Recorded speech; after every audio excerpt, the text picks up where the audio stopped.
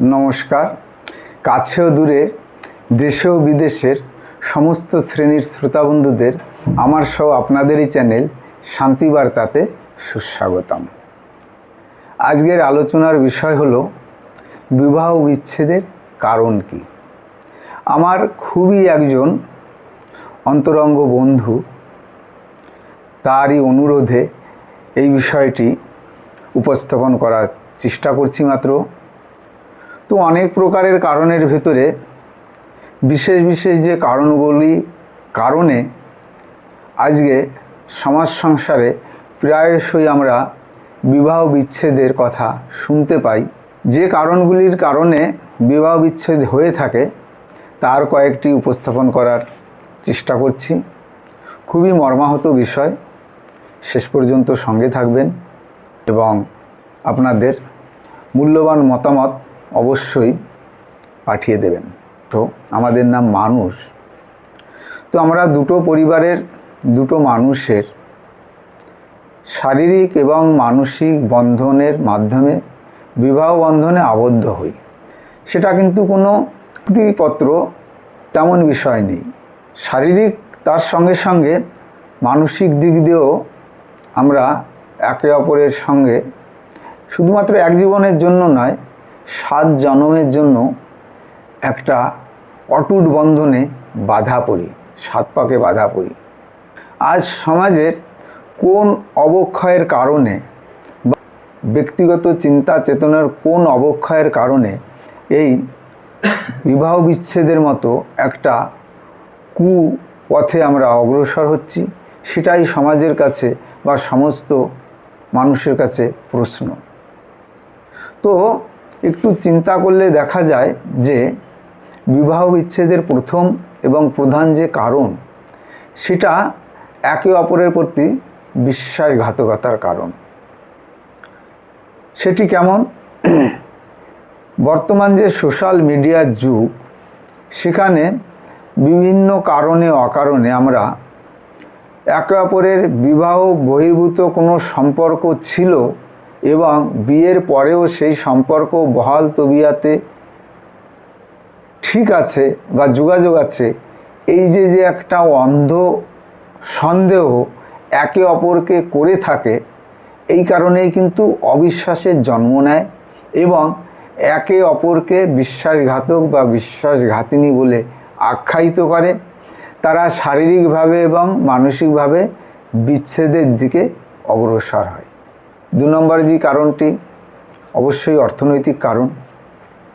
হয়তো বিয়ের শুরুতে অর্থনৈতিক দিক দিয়ে খুবই সচ্ছল ছিল এবং বৈবাহিক সম্পর্কে আবদ্ধ হওয়ার কিছুদিন পরে হয়তো ব্যবসা বা চাকরিতে ভালো উন্নতি হয়নি, কিন্তু সংসারে খরচার যে বহরটা সেটা কিন্তু ক্রমাগত বৃদ্ধি পায়। সন্তান সন্ততি জন্মগ্রহণ করে, তাদের লালন পালন থেকে পড়াশোনায় যে প্রতিনিয়ত খরচা বৃদ্ধি, কিন্তু তার সঙ্গে আমাদের যে উপরিক্ত চাহিদা সেটা যেন পূরণ করতে ব্যাহত হয়। তো অর্থনৈতিক দিক দিয়ে যখন ব্যালেন্সটা হারিয়ে ফেলে, তখন একে অপরের প্রতি একটা বিরূপ মনোভাবের সৃষ্টি হয়। না পাওয়ার একটা বেদনা, না পাওয়ার বেদনা থেকেই তাদের হৃদয় অপূর্ণ থাকে। সেই অপূর্ণতার থেকেই কিন্তু একে অপরের প্রতি যে ভালোবাসা কমতে শুরু করে এবং কালক্রমে তারা বিবাহ বিচ্ছেদের দিকে ধাবিত হয়। 3 নম্বরে যে বিষয়টি মনে হয় সেটি হলো, যে কোনো সম্পর্ক টিকে থাকে যোগাযোগ ব্যবস্থার মাধ্যমে। যোগাযোগ ব্যবস্থা বলতে সেটা বাড়িতে থেকে বা বাড়ির বাইরে থেকে কর্মক্ষেত্রে থাকলেও তার পতিপত্নীর মধ্যে যে একটা মানসিক যোগাযোগ, সেটা কিন্তু একে অপরকে ঠিকমতো সময় দিতে না পারা, কার মনোভাব কখন কেমন, কে কি চাইছে, সেই অনুভূতিটা যখন হারিয়ে ফেলে, তখন একে অপরের প্রতি কিন্তু আর নির্ভরশীল থাকতে পারে না। তাদের দুটো মেরু 2 প্রান্তে ধাবিত হয়। ধীরে ধীরে তারা কিন্তু বিবাহ বিচ্ছেদের দিকে এগোতে থাকে, শারীরিক বা মানসিক দিক দিয়ে। 5 নম্বরে যে বিষয়টি মনে হয় যে অবাস্তব প্রত্যাশা। স্ত্রী ভুলে যান স্বামীর ফাইন্যান্সিয়াল ব্যাকগ্রাউন্ড কেমন, সেটা আপেক্ষিক দৃষ্টিতে তিনি ভুলে যান। প্রতিবেশী কোনো জিনিস কিনেছেন বা ক্রয় করেছেন, সেটা সোনাদানা জুয়েলারি হতে পারে। তাদের হয়তো অর্থনৈতিক অবস্থা খুবই উন্নত, কিন্তু এদিকে এদের অবস্থা খুবই ভয়াবহ। এমতো অবস্থায় যদি একটা অনাকাঙ্ক্ষিত কোনো চাহিদা প্রকাশ করে এবং সেটা না দিতে পারারও যেমন সৃষ্টি হয়, এবং যিনি পান না তার মনের ভেতরেও একটা দুঃখের সঞ্চার হয়। তখন সে তুলনা করতে থাকে যে এটা না পেয়ে আমি ওটা পেলে বোধহয় ভালো হতো। তারপরে এই দুজন দুজনার দিকে বিবাহ বিচ্ছেদের দিকে কিন্তু ধাবিত হয়। তাহলে অবাস্তব যে প্রত্যাশা, সেগুলো ত্যাগ করতে হবে। দেখুন, সোশ্যাল মিডিয়া দেখে সেই মতো যদি লাইফস্টাইল আমরা চালাতে চাই, তাহলে কিন্তু কখনোই সম্ভব না। ওটা একমাত্র সোশ্যাল মিডিয়াতেই সম্ভব, বাস্তবিক দিকে কখনই সম্ভব না। নারী পুরুষ বিশেষ করে নারীকে এই বিষয়টি অবশ্যই বুঝতে হবে। আমার স্বামীর যেমন আয় তেমন আমাকে ব্যয় করতে হবে, তেমন আমার সীমিত চাহিদা থাকা উচিত। 6 নম্বরে যে বিষয়টি আলোচনা করব সেটা হচ্ছে ঘনিষ্ঠতার অভাব। পুরুষ সবসময় প্রকৃতিকে ভালোবাসে, সৌন্দর্যকে ভালোবাসে। নারীর কিন্তু 3টি চাহিদা থাকে পুরুষের কাছ থেকে, তনসে, মনসে আর ধনসে। 3টি বিষয়ে সে পরিপূর্ণভাবে সুখ পেতে চায়। কিন্তু কোনো কারণে পুরুষ যদি একটি জিনিস কম দিয়ে থাকে বা সামর্থ্য না থাকে, পরিপূর্ণভাবে তাকে অর্থনৈতিক বা মানসিক সুখ থেকে বঞ্চিত রাখে, তখনই কিন্তু তাদের মধ্যে ফাটল সৃষ্টি হবে এবং দূরত্ব বাড়বে, তার থেকে বিবাহ বিচ্ছেদের দিকে অগ্রসর হতে পারে। 7 নম্বরে যে বিষয়টি আলোচনা করব সেটি হচ্ছে মানসিক স্বাস্থ্য সমস্যা। সেটি কেমন? সেটি হলো বর্তমানে বিয়ের কয়েক বছর পরে পতি-পত্নী দুজনার চেহারায় কিছু পরিবর্তনের ফলে তাদের আর আগের মতো ভালো লাগে না, একে অপরকে ভালো লাগে না।